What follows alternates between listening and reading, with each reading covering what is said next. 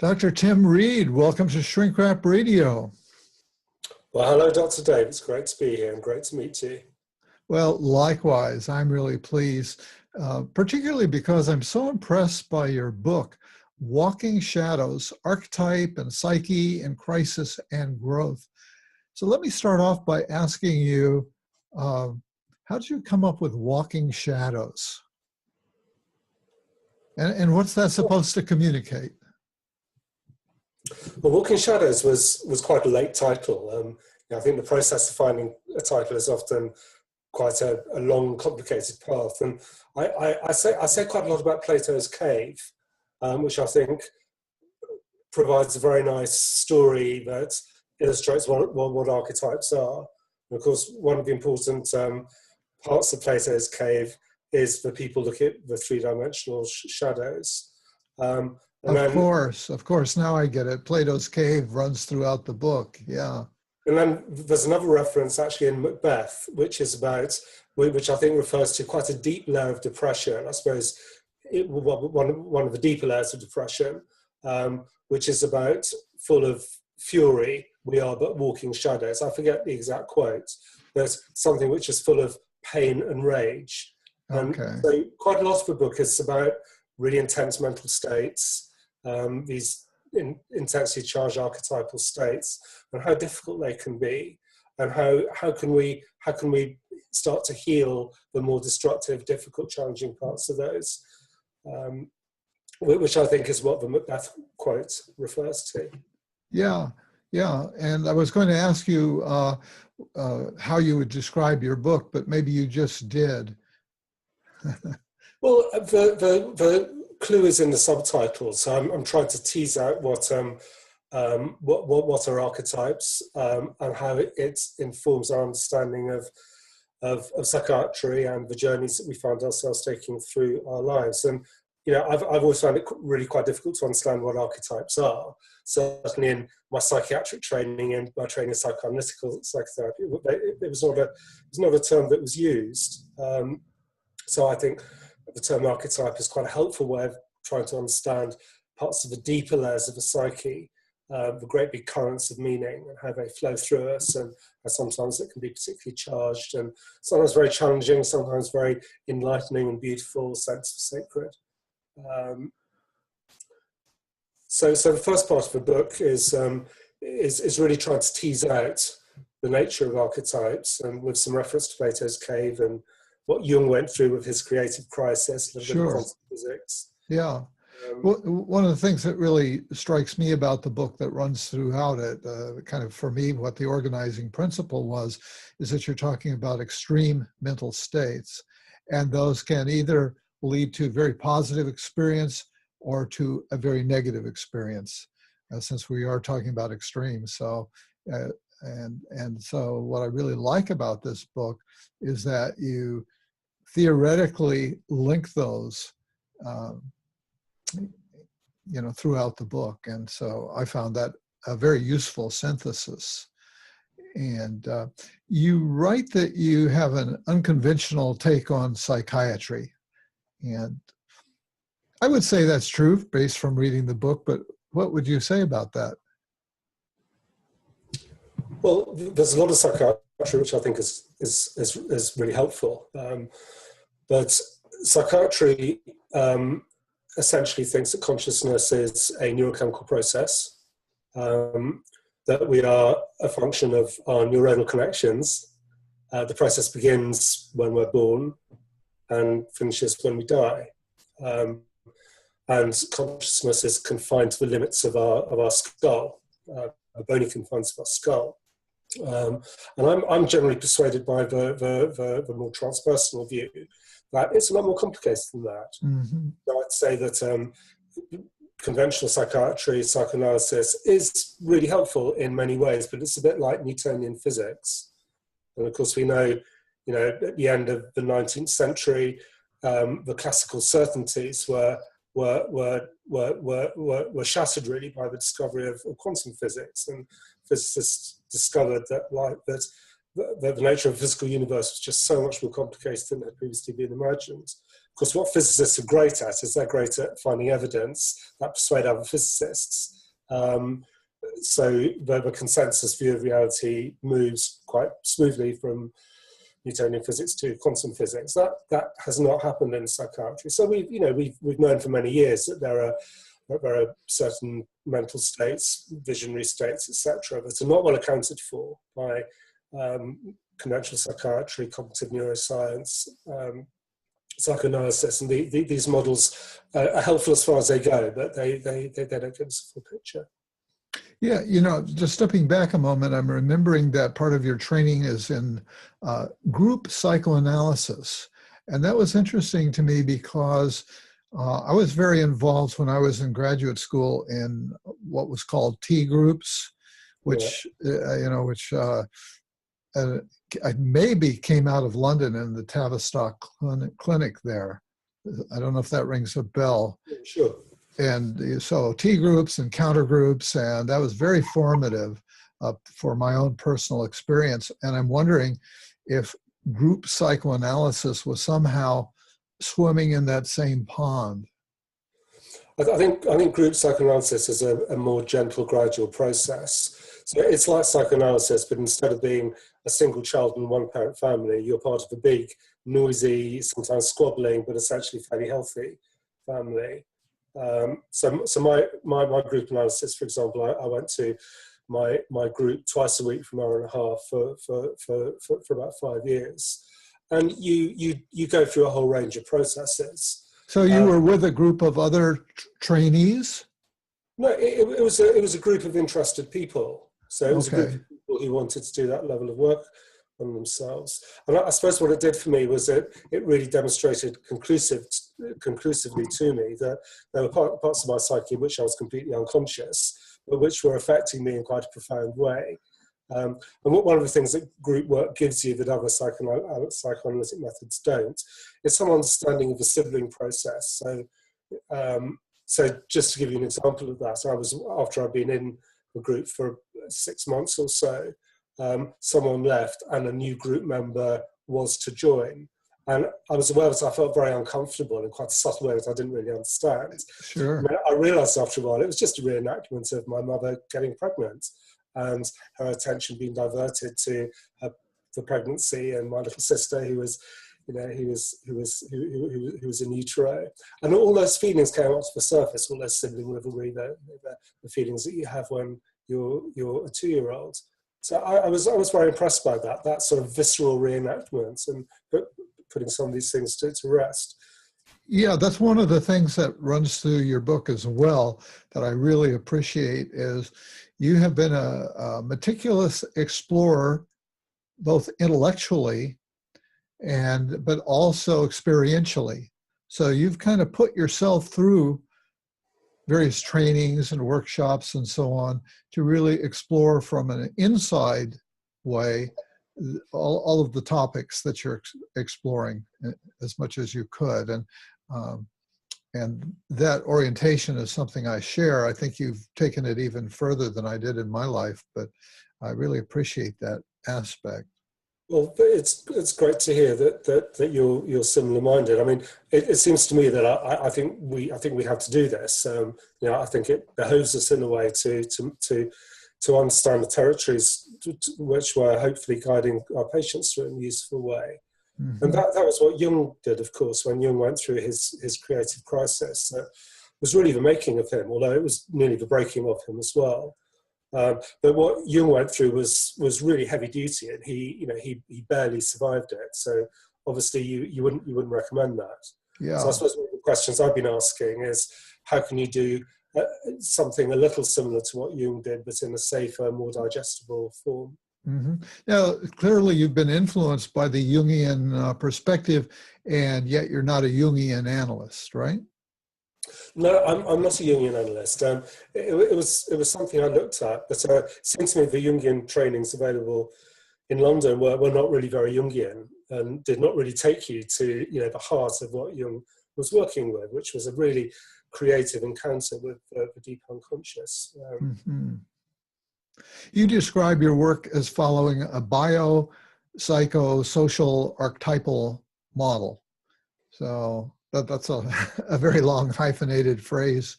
You want to say just a little bit about that? So in British psychiatry, we tend to use the biopsychosocial model, which is a much more holistic model than the purely biological psychiatry model. So the biopsychosocial model, you recognise that we have some biological genetic vulnerabilities, Mm-hmm. obviously, which I think we all have to some extent, which are greater in some than others. And of course, we can heighten those by the use of substances like high strength cannabis, for example. And then we have obviously our psychological issues, our psychological vulnerabilities, and then there's a social setting.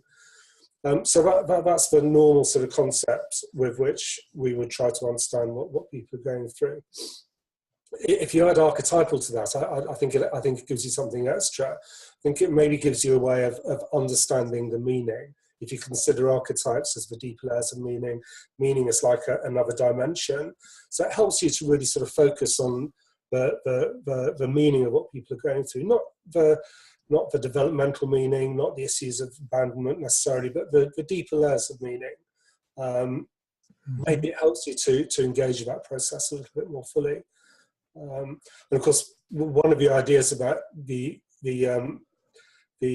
archetypal concept is that if you can engage with it, if you can work with it, it's a creative process, and if it's handled properly, will be growth orientated.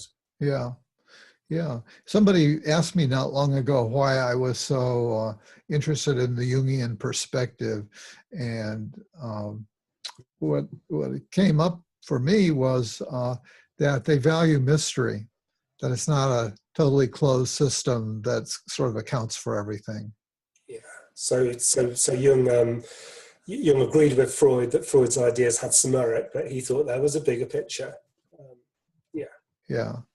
Now, we should let people know that much of your work is based on working with clients in London's East End who are in acute state of crisis. And I guess not knowing London that well, except as a tourist, I guess the East End is what would be the worst part of a city here in the U.S., a dangerous section of the city to be in. Well, it's the old working class area, so it's generally where the poor people come. So it's always been a bit of a melting pot to get the immigrants. So it's a more edgy area. So what have you learned from doing that work in the East End? It sounds like it was an important part of your development, as opposed to a more ivory tower kind of place to work.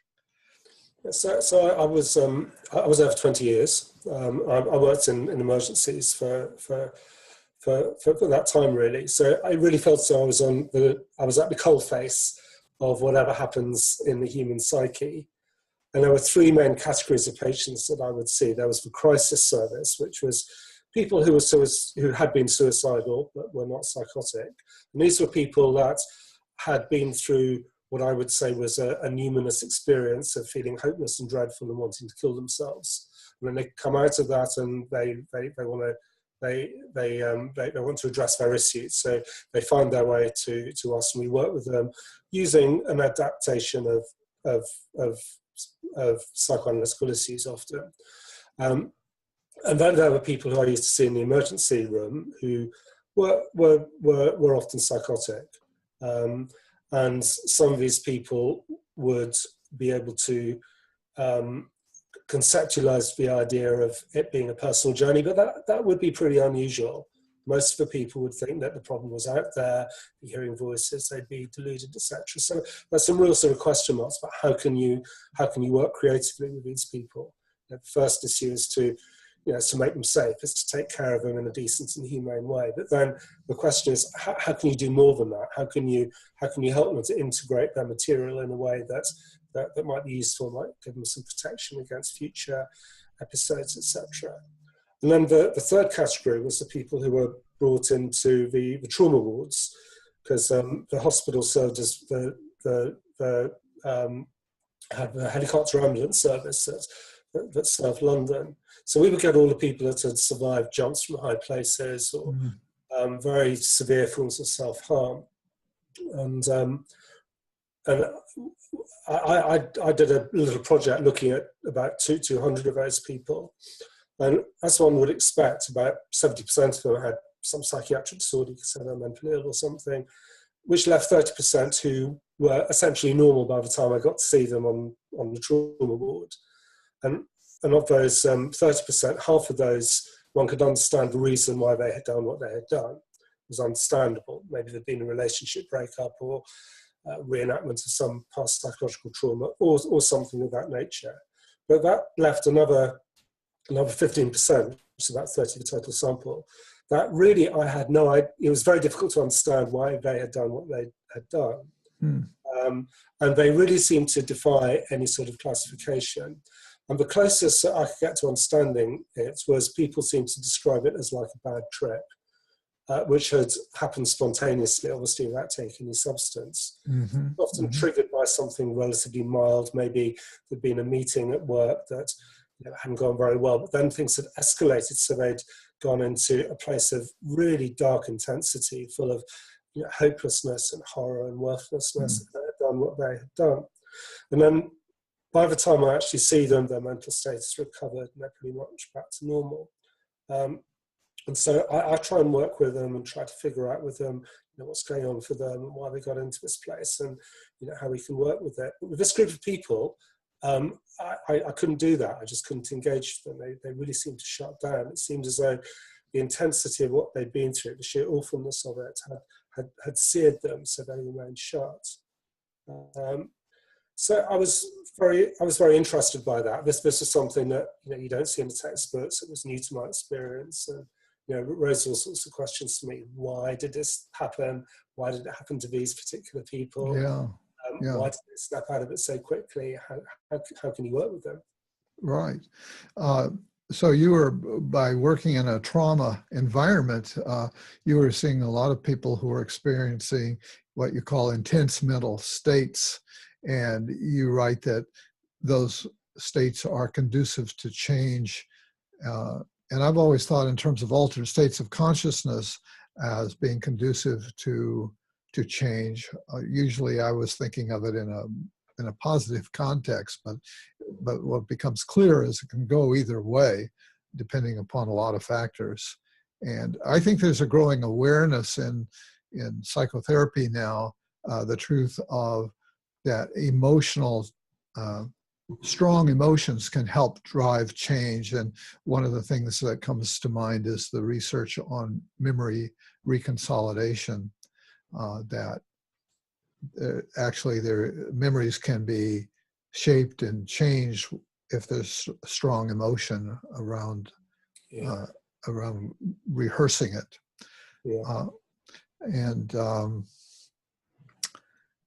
And as I've mentioned, one of the things that you and I share is an interest in the Jungian perspective, ideas such as archetype, psyche, meaning, synchronicity, and so on. But one of the things I liked about the book is that you hold these ideas lightly as opposed to dogmatically. I tend to be that way myself. I don't seem to be able to muster up being a true follower. So these things interest me. So I really appreciate that. In the book, I get a sense that it's something that you sometimes struggle with, as I have. Go ahead.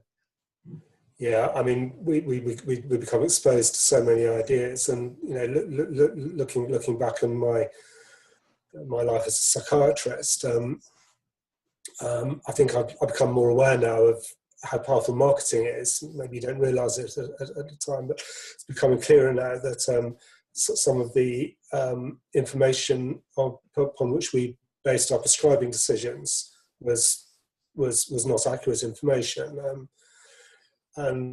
Certainly when I was a very young trainee psychiatrist, you see people who are unhappy, you want to make them better, so you offer them a tablet, and maybe you have unrealistic expectations of how they work.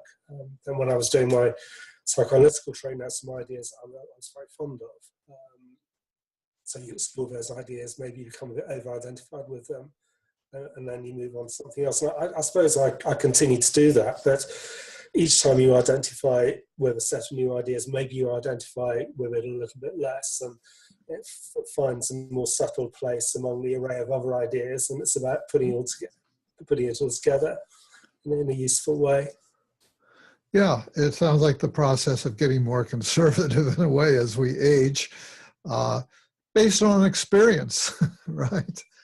Yeah, I mean, I've seen so many things come and go, and enthusiasms that peak, and claims that are too extreme, and so we reach a place where although I think we also share still a capacity for being enthusiastic. Oh yes, yeah. I mean, if you're working with people, the most important thing is to be interested. Yeah. To be interested in this other human being that is before you, and it has to be a kind of heartfelt presence. I think you have to have a genuine sense of compassion, interest in their story. You want to help them in their personal journey. If you stop feeling that, then that's a bit of burnout, and you need to do something about it. And I guess that's something that we all go through to a greater or lesser extent at some stage. Yeah. You mentioned earlier on, you kind of touched on this, that you were strongly influenced by Plato on the one hand, and David Bohm and the new physics, I guess, quantum physics on the other. So say a bit more about how these two seemingly very different perspectives, separated by 1,000 or more years, how do those speak to you? Well, I think Plato gives us a really wonderful story that indicates what archetypes might actually be and how they work, and how archetypal consciousness sort of fits with our biopsychosocial consciousness, if you like. So in the story of Plato's cave, you've got 4 levels really. You've got the level of consensus reality, which is the people chained in position looking at the wall upon which flickering images are played. And the next level up is the effigies, which are paraded in front of the firelight, which creates the images. And the effigies really represent our conditioning, the conditioning which is given to us from our biographical history, our developmental conditioning, as well as other layers of conditioning. And then you've got the outside world beyond the cave, which has got the extra dimensions. It's 3-dimensional, has color, it's a more primary reality. So this is more archetypal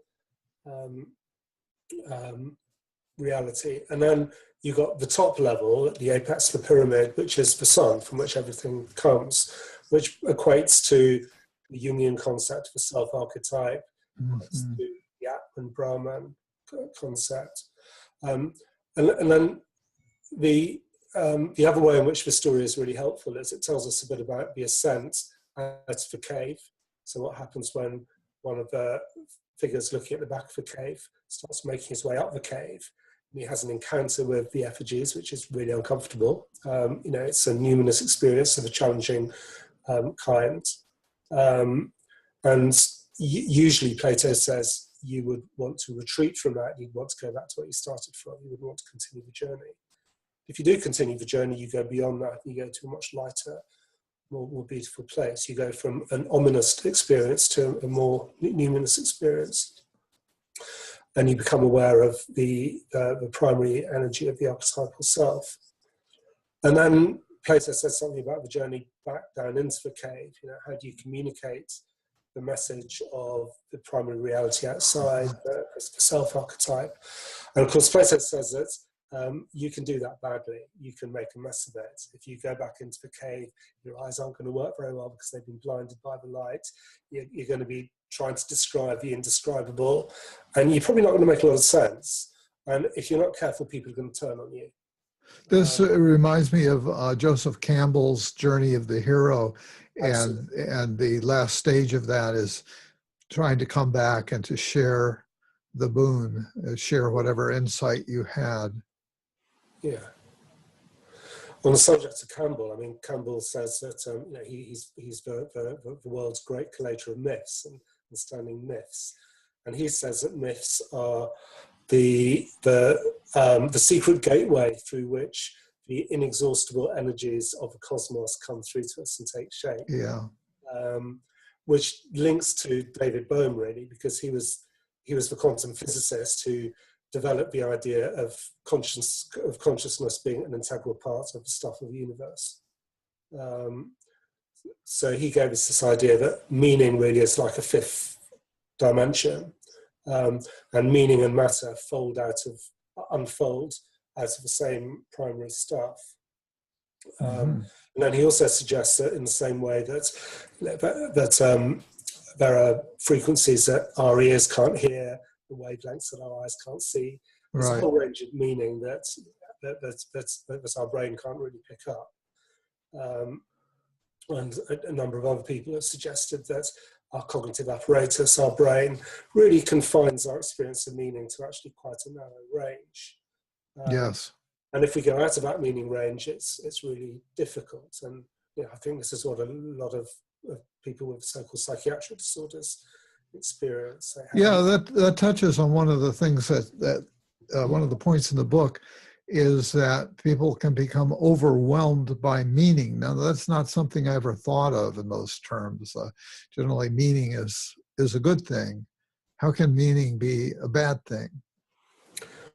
Well, I mean, if you look at people with psychiatric states, if someone's depressed, they have a really intense feeling of doom and gloom and guilt and worthlessness and hopelessness, and they are overwhelmed by the meaning of that. If they have a different sort of condition, it might mean more to do with persecutory anxiety and fear in the sense that something terrible is going to happen to them. If they have a manic state, then it might be much more joy-filled and light-filled and sense of being one with God and cosmic oneness. If you've got post-traumatic stress disorder, the imminence of catastrophe, being overwhelmed by that meaning that something really horrible is happening, and your world becomes a very dangerous place. Yeah, so meaning, it kind of varies on an affective continuum, it sounds like that. There's both the content of the meaning, but also there's the emotional impact. Yes. Continuum. So, I mean, if you do work in non-ordinary states of consciousness, well, if you take a psychedelic in appropriate setting or holotropic breathwork or something, then this tends to accentuate the meaning. So it takes us to a greater amplification of meaning. And a term that you use that I had not encountered anywhere else was archetypal penetrance states. You want to expand that a little bit for us?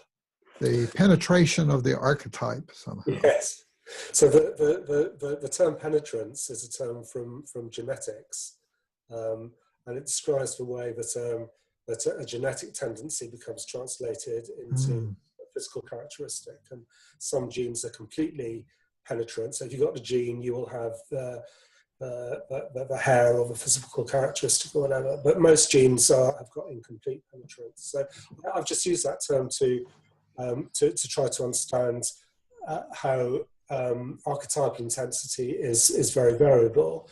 We can have high archetypal penetrant states where we enter the higher range of meaning. They can be primitive, high archetypal penetrant states, which can be difficult to manage. We can feel overwhelmed, or they can be more stable, high archetypal penetrant states. So if you're feeling particularly open, maybe if you're on holiday, beautiful nature, coming back from meditation retreat in a position of physical intimacy or something, or you can be in a low archetypal penetrant state where life becomes very contracted and meaning states are sort of grey and narrow and not much is going on. Your book covers so much ground that we're not going to be able to touch on everything that's in it. So I'm going to kind of skip around to some of the topics that I was particularly interested in. And so one thing I want to talk about is the idea of numinosity. You've used that term several times already in our discussion.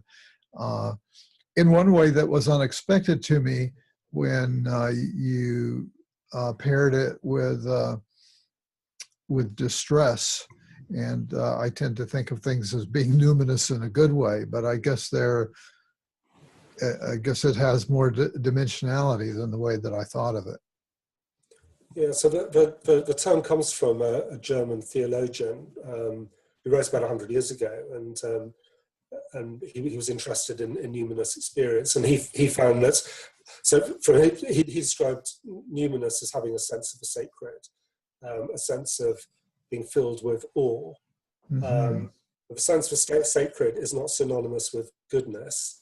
It can be dread-filled. It can be ominous rather than numinous. Uh-huh. Dread-filled states, he felt, were primitive versions. And if you can support these primitive dread-filled states, the Numen unfolds and is transcended, and you move from a really difficult area to a beautiful area. And this is what you find in practice. And he described how numinous states can sweep in like the tide, or they can come in abruptly. They're huge. They seem like something other. They seem like something separate from ourselves. Doesn't seem like something from our own psyche. Very difficult to describe, ineffable, difficult to put into words. So he's the father of numinous states, if you like. Okay, now I didn't know about him and never read him. And so my own sort of private interpretation, I don't know how private, but I've tended to think of that word as referring to things that have sort of a psychic charge, things that are out there, but they somehow connect strongly to something within ourselves. So for example, I would say that I find pocket knives for me, or knives, are very numinous. And I could, free associate, I have, to try to, okay, what's that about? Or pocket watches. And one of the things I've come up with, not so much an archetypal level, but a personal historical one, is they remind me of a grandfather, and and put me in touch with a kind of masculinity. And so I think that's why they just, they grab my interest. Yeah. So that's a personal experience that would have a charge for you. I mean, a really high-level numinous experience would take you completely beyond yourself. Yeah. Well, as I've tried to look into it a little more, for example, that a knife can be related to the idea of penetration and division and making distinctions. So I think that begins to work its way up beyond the personal. Yeah. In the first chapter of my book, I've described someone going into a numinous state where he's in a beautiful place in the countryside and he's relaxed, and he completely goes beyond himself, and he enters a place of great beauty where he feels at one with the cosmos, and the cosmos is all love, and he completely loses a sense of personal self. So that's quite rare. It's a very high level numinous state, but it's quite interesting. These states, the personal ego can just completely dissolve, can be transcended, and then you come back to it. Right. It's reminiscent of Maslow's peak experience and the kind of Satori experience. Yeah, very similar. So, so I wanted to ask how, well, your own experience with numinosity, I guess, and also how it's been helpful to you as a psychiatrist, the concept. That's two different questions, I guess. Yeah, it is. I mean, if I start with a personal experience, I guess one of the most illuminating experiences I had was in my first session of holotropic breathwork when I was working with Stan Groff. And I had an experience then a little bit like the one I've just described, that seemed very authentic to me, and it seemed as though I had gone to a deeper reality. So it didn't seem like a drug state. It seemed realer than real, and it seemed to me that it seemed very clear to me that the basic message of all the scriptures and all the religions was essentially true. although of course all the religions have their own take on it, and I'm not interested in religion at all. So that was hugely interesting for me, because it opened up a whole new area of psyche that I knew that I didn't understand, and I wanted to understand a little bit more. And then that connected in a way with clinical work in terms of giving me a better take on people with these really high intensity experiences that are usually called psychotic. I felt beforehand that I was quite good at working with neurotic patients, but I wasn't so good at really engaging on the level I needed to with psychotic patients. So I started having some of these experiences. I could engage with them in a way that seemed a lot more useful. It seemed as though I could enter their territory at least to some extent and walk around it with them at least to some extent. I wouldn't want to overstate this. I'm not saying I became very good at it, but I started to develop some capacity to do that.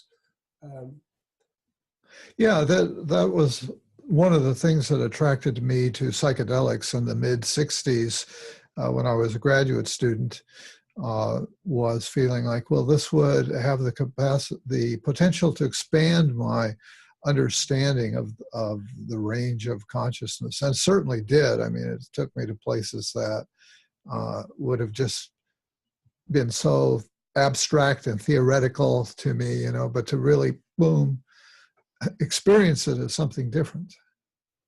Yeah. Yes, I really understand that. Synchronicity, it seems to me, is also a very fascinating topic, and maybe somehow related to the idea of the numinous. Maybe you can talk a bit about synchronicity and your own experience with it, both personally and, if it makes sense, clinically. So synchronicity is a meaningful coincidence where there's a coming together of an internal event and an external event.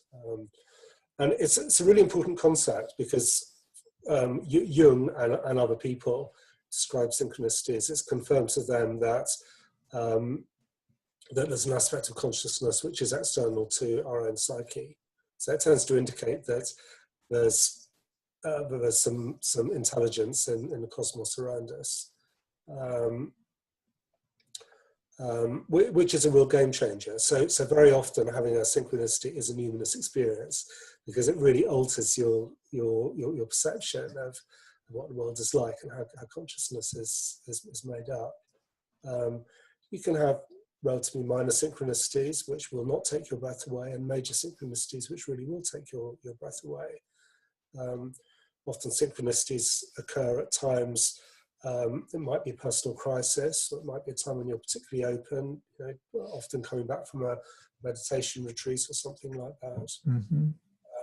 Stein and Christina Groff always used to say that synchronicities were the university's way of indicating that you're on the right track in some way. Yes, I didn't know that they said that, but that's certainly somewhere I must have picked up that idea or come to that on my own.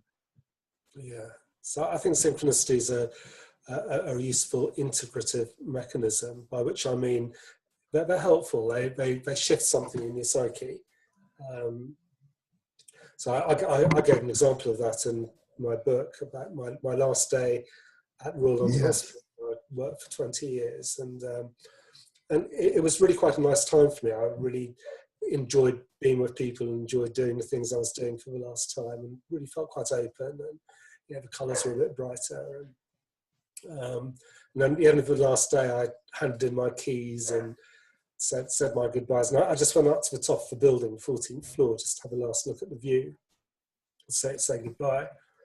And then I was coming down in the lift, and for the first time ever, and I've been using that lift for years, the lift got stuck at the 13th floor, in that the door would open a little bit, but I couldn't get out.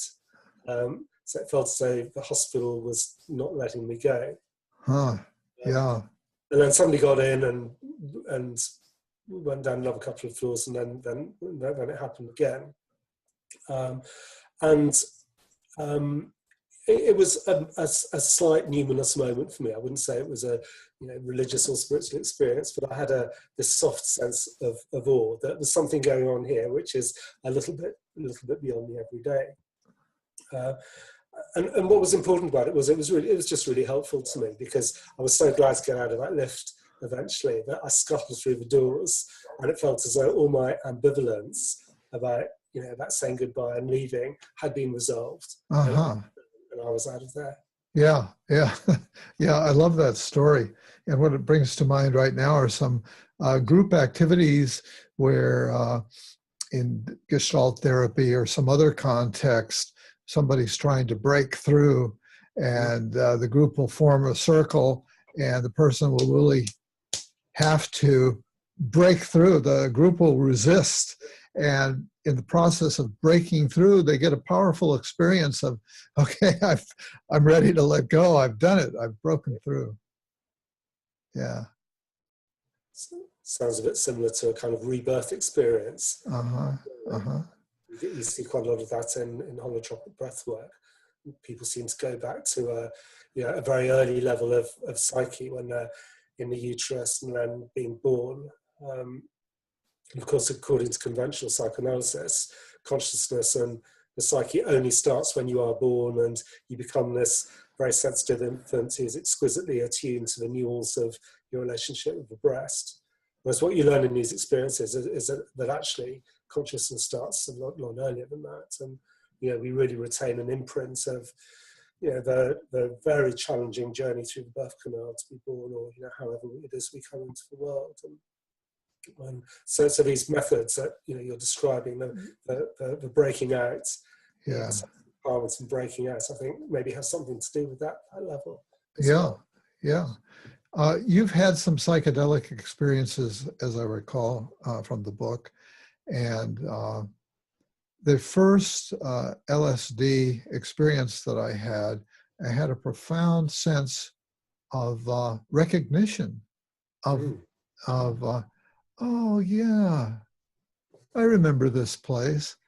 And my sense of that was that it was childhood consciousness, that somehow I was experiencing things as I did when I was very, very young, and the world was all fresh and new. Yeah, yeah. Well, psychedelics are coming back. Yeah. I mean, I'm personally, I'm not very big on psychedelics. I don't really like mind-altering substances that much. I like a glass of red wine, and I did experiment with psychedelics when I was a student, and I had all the normal sort of experiences. But for me, I never felt as though I broke through to anything transcendent. For me, it was always like finding myself up a mountain, you know, and the weather's coming in, and how do you get down again? Yeah, for me, it had more that sort of quality. Yeah. So I guess that's why I've found myself much more drawn to the non-drug methods of finding. Yeah. I am not advocating drugs for anybody. I want to be clear about that. And that's just something that was part of my journey at a certain point. And it probably would have been good if I just had that one experience. Yeah. Because the others were seeking to get back to that place of the first time, of that great aha.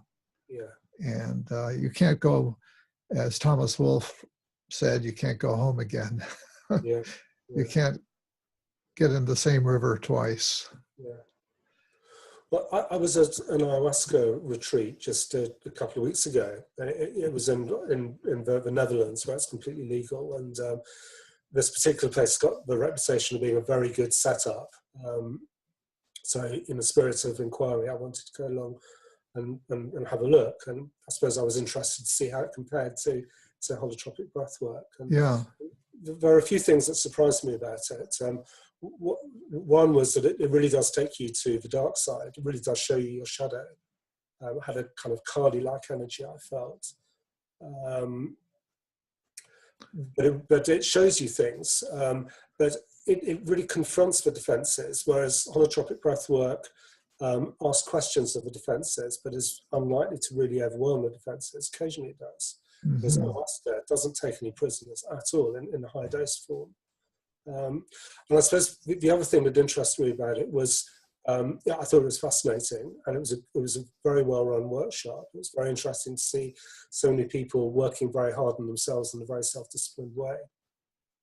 But here I am now, a week or two later, and I actually don't remember a lot of what happened, and I don't feel fundamentally changed by it. Maybe I'm a bit more than I think. Whereas when I was doing my holotropic breathwork training, the memories were crystal clear, and it felt as though the integration processes were they were much more developed. So I felt as though I had material to work on for months, often for about 6 months, which I thought was interesting. But sometimes when I was doing holotropic breathwork, I felt maybe I wasn't going far enough. Maybe there were some defenses that I had that just weren't being confronted enough, which is why the ayahuasca is potentially so useful. Now, you went through an advanced training, transpersonal training with Stan Grof, and using that method. And so I was really intrigued by that. I've had just sort of a beginning experience with it and been tempted to do a longer experience or training or something, but recommend it. Okay, you do recommend it. Yeah, I'd be interested to have you talk a little bit more about your experience with that, about the technology of it, since there may be viewers, listeners who aren't familiar with that. Of holotropic breathwork? Yeah. Well, so holotropic breathwork is a non-drug method of having something similar to a mild to moderate psychedelic experience. And you lie on a mat and you hyperventilate, and music is played very loudly. It's a certain type of archetypally evocative music. And the process lasts probably about 3 hours. You have a sitter who takes care of you. And then you're the sitter for the other person when they have their session. And I think it works best in a longer retreat, so maybe 5 or 6 days. So you can really remove yourself from the everyday world. You can step out of your normal ego, your normal way of being in the world, at least to some extent, and you can dive into the deep psyche. And what you're invited to do is just open up, just let your psyche be open, whatever, and whatever emerges. And whatever comes up, you make it bigger. If you have a pain somewhere, you make it bigger. You see where it takes you. If you have an emotion, you make it bigger. And there's a whole range of experiences that people have. What attracted me to it was that I think it's a good organisation. It's very safe. Stan Grof has been doing this sort of work for 50 years or so. He began as an LSD psychotherapist. Then when LSD became illegal in the mid-60s, he can no longer do his clinical research work. He developed holotropic breathwork as a way of continuing his work. So it's very well held. The people who run the workshops are very well trained. They will take care of you. And particular attention is paid to integration. So there's no point in having these experiences if you can't bring it home in some way. So it's all about bringing it home, so it's of some use. Yeah. I think Grof, has really sort of nailed the integrating process. Drawing, writing, sharing your experience with your sitter, group work, meditation, movement. Something comes up in your body which is really powerful. There are certain ways of doing a focused release to help you through that. And it seemed to me that it was a safe and useful way of getting to those more Jungian parts of the psyche, parts of the psyche which lie beyond memories and words. And then, of course, if you go through the training, you have a lot of experiences that you can't really explain using, conventional psychology. You have experiences of birth process before the birth, maybe after death experiences, but there's a whole stack of ways in which you can interpret these experiences, and different people would have a different take on them. But, one of the things I was impressed by in your description of this was that they weren't shoving any particular interpretation down your throat. Absolutely. So that can be kind of rare in the world, right? Sure, it is rare. I mean, Stan Groth has got his theories, and you do hear about his theories, but there is completely no dogma. The other thing that's great about it is there's no therapizing. So if you're a facilitator of holotropic breath work, which I am, having done the training, you actually don't really do anything. You don't do anything clever. You don't say anything clever. You don't do anything clever. You just support the process and create a setting in which people do their own inner work. Has that affected your clinical work? Do you find that you're more inclined to trust the process maybe than you were before? Yes. Yeah. Yes. I mean, sometimes people do need some help. So holotropic breathwork is a particular circumstance where people have signed up to do this own inner work. In psychiatric practice, people have not signed up to do this own inner work. So they need a little bit more help. And some processes are more benign than others, of course. And some psychiatric processes are not benign at all. Some people get into very difficult areas and really need some help and support and much more proactive presence. You've got a chapter titled Breaking Down or Breaking Through, and in it you discuss the idea of spiritual emergency. And so as a psychiatrist, how do you distinguish between whether somebody's having a psychotic break or a spiritual emergency? I would think that'd be very tricky. That's a great question, and it's really difficult. And the short answer is that a lot of the time, we don't really know. We don't really know. And there's probably a spectrum of experience, and people would have a different take on it. And some people would think that all psychiatric disorder is a form of spiritual emergency, and all you need to do is support the process. I do not believe that. I think there is such a thing as mental illness that needs much more than simply support. So spiritual emergency, I guess, is in the eye of the beholder. So if you feel that you're on a journey, if you feel that you're on a spiritual journey, then you're on a spiritual journey. So I suppose one of the tasks is to try to help people to develop that mindset of personal growth, of personal adventure, the adventure of personal discovery. And then if people do develop that mindset, then you need to make sure that the environment is safe for them. So it's physically safe, nothing bad's going to happen to them, but also give them some help with integrating their experience and making sense of it and bringing it back in a way that's useful. And sometimes you can do that, and sometimes you can't. You have somebody who's got a severe manic episode, and how are you going to find 10 people to give them round the clock care for the 6 weeks or so, whatever it takes. There are some guidelines as to symptoms which are less sinister. So the classical kind of Kundalini type crisis, you don't have the derogatory auditory hallucinations that you might have in that condition that we call schizophrenia. People tend to, they might have much more physical sensations, sort of heat, some sensations that could be likened to manifestations of chakra-like energy. So there are some ways in which you can try to distinguish, but we need to do a lot more work on this. And because sometimes it can start out very positive and flip right into the negative. It's usually going to flip. It's usually going to flip. Yeah, I think it is, because in order to make the progress we need to make, we need to process some of the material that we haven't been able to process before. The shadow material. Shadow.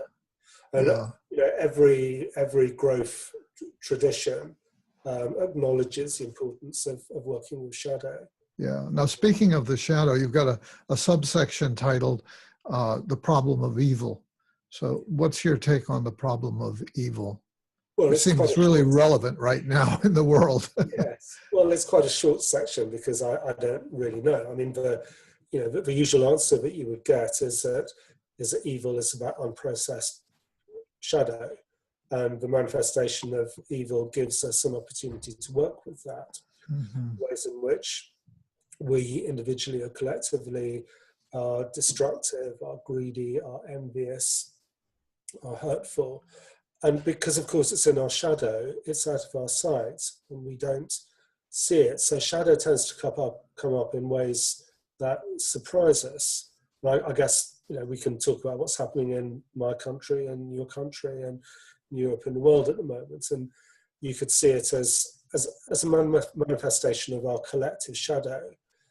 And if using that take, it's not all them, it's not that they're the bad primitive guys and we're the good guys. We're all in it together, and we really need to engage with it, which is difficult. Yeah. We never really know how to do it. I think all we can do is be open, work on ourselves, have the intention, have compassion in our hearts. Yeah. I'm glad you're speaking to that. Among the workshops that you've taken, I was interested in your discussion of Robert Monroe's out of the body work.